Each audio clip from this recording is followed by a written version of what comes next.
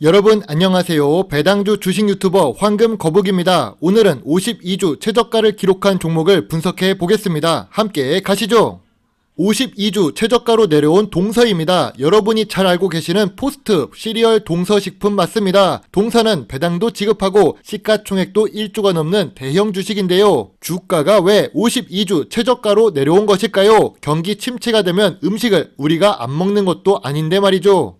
재무제표를 보니까 주식 차트를 예상할 수 있습니다. 일단 매출액이 5천억대를 왔다 갔다 하고 있는데요. 매출액이 증가해야 좋은데 늘 비슷하다는 것은 시장이 성장하지 않거나 사업이 잘 되지 않는다는 뜻입니다. 다행스럽게도 인간의 기본 욕구를 해결하는 식품 사업을 하고 있어서 5년 연속 단기 순이익과 영업이익을 기록하고 있습니다. 주가를 1년 기준으로 본다면 많이 하락했습니다. 하지만 매출액도 크게 증가하지 않았는데 주식시장에 자금이 많이 들어왔던 2021년에 주가가 큰 폭으로 상승한 부분이 보입니다. 이런 상승은 다시 주가를 원래 가치로 내려오게 만드는데요. 그래서 주식 차트가 하락 추세를 그리고 있습니다. 2019년 저점이 16,500원이기 때문에 아직 추가 하락 가능성이 남아있는 동서 주식입니다. 참고로 동서 같은 경우 경기 침체와 관계가 없습니다. 경기 침체가 오더라도 부채 비율이 10% 미만입니다. 100% 미만도 훌륭하다고 하는데 부채 비율이 10% 미만이라는 것은 매우 안정적인 재무 상태를 갖고 있다는 뜻이죠. 경기 침체에 강한 주식이라고 할 수 있습니다. 밥을 안 먹고는 살 수 없잖아요. 다음 52주 최저가 종목은 삼영전자입니다. 정말 이런 종목을 계속 올렸다간 이 채널이 사라질 수도 있겠습니다. 콘덴서를 생산하는 삼영전자는 시가총액 2천억 미만의 작은 소형 주식입니다. 그래도 PBR이 낮은 자산 주식이며 황금거북이가 좋아하는 배당도 지급합니다. 아까 동서 주식의 재무제표를 보았을 때 했던 말을 다시 해야겠습니다. 삼영전자는 매년 비슷한 매출액을 기록하고 있는데요. 2022년 실적이 나왔는데 비슷하게 2천억대 수준입니다. 그래도 5년 연속 영업이익을 기록하고 있고 단기 순이익을 보여주고 있습니다. 시가총액이 낮은 주식치고는 훌륭하다고 할 수 있지만 재무제표가 매년 상승해야 더 좋은 주식이라고 할 수 있지요.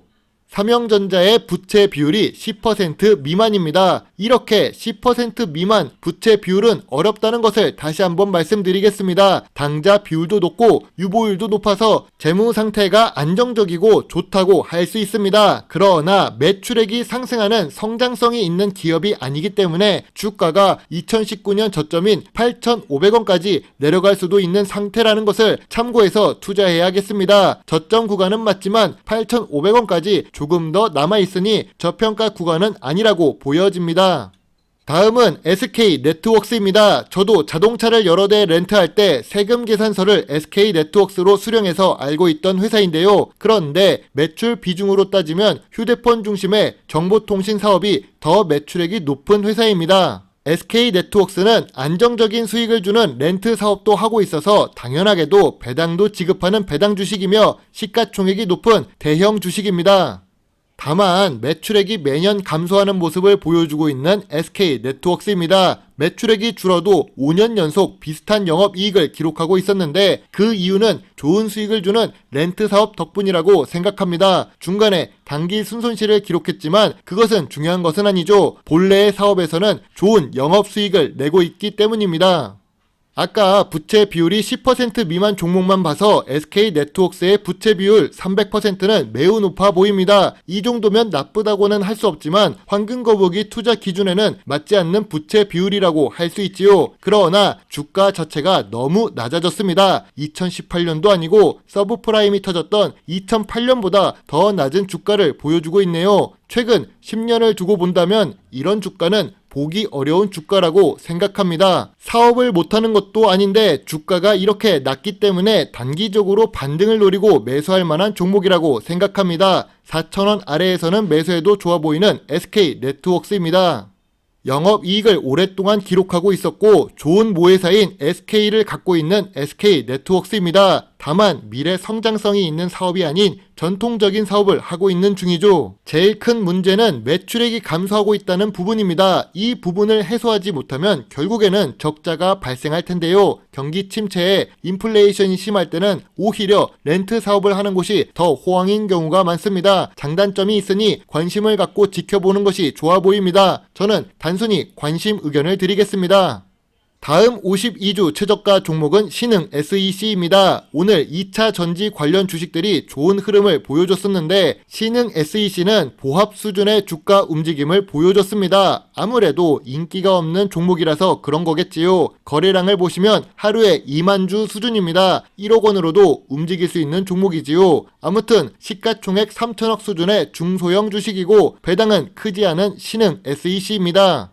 동서와 삼성전자는 매출액이 그대로였고 SK네트워크스는 매출액이 감소했었는데 신흥 SEC 매출액은 매년 증가 추세를 보여주고 있습니다. 거기다가 영업이익도 함께 증가하고 있는 모습인데요. 시가총액이 낮은 중소형 주식이 이런 재무제표를 갖고 있다는 것은 매우 훌륭하다고 할 수 있지요.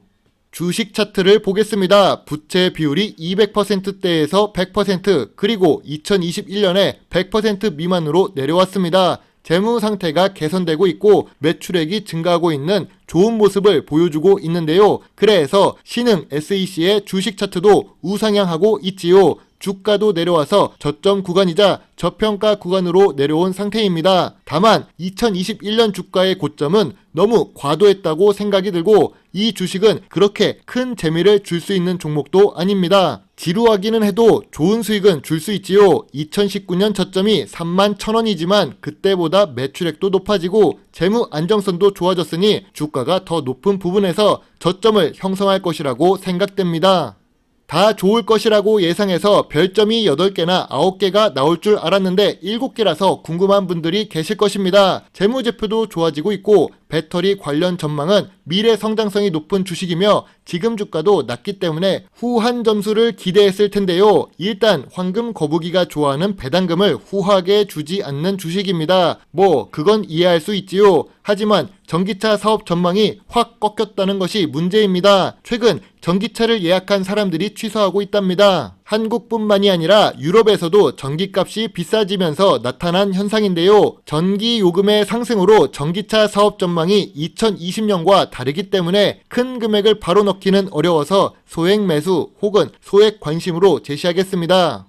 좋은 종목들이 많이 52주 최저가로 내려왔습니다. 문배철강은 벌써 누가 매수하기 시작했나요? 52주 최저가를 한 번만 기록하고 바로 상승하니 아쉽습니다. 더 하락하면 제가 좀 더 담아보려고 했었는데 인바디에 대한 의견도 비슷합니다. 아직도 52주 최저가로 내려온 종목들이 많이 있기 때문에 전부 정리는 어려워도 천천히 분석하도록 하겠습니다. 주식은 정말 어려운 시기에 투자해 놓으면 항상 좋은 수익을 주었던 것 같은데요. 힘든 시기 황금거북이 영상을 보면서 조금이라도 주식 공부에 도움이 되셨으면 좋겠네요. 물론 투자의 책임은 매수, 매도 단추를 누른 본인에게 있다는 것을 잊지 말아주세요. 배당주 주식 유튜버 황금거북입니다. 감사합니다.